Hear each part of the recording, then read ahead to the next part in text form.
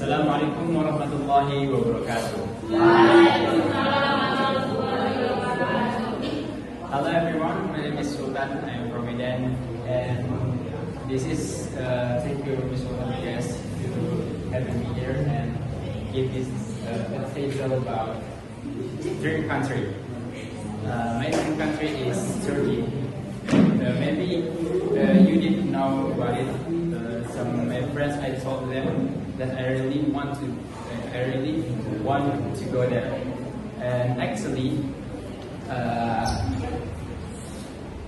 want to visit to Turkey before, but I did some mistake, and that's why I couldn't go there. And right now, I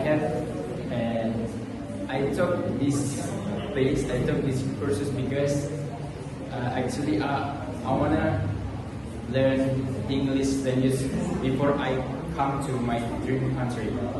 And then I hope after this program for 6 months, my English will be better than before. And then I wanna and then when I heard to Turkey, in Turkey, I can speak Turkey and English with many people. So I think in Turkey, so many people from Europe and Asia, and then there are many healthy food and healthy drink. So that's why I cannot waiting for this moment, and I'm really want to go there. Okay guys, thank you for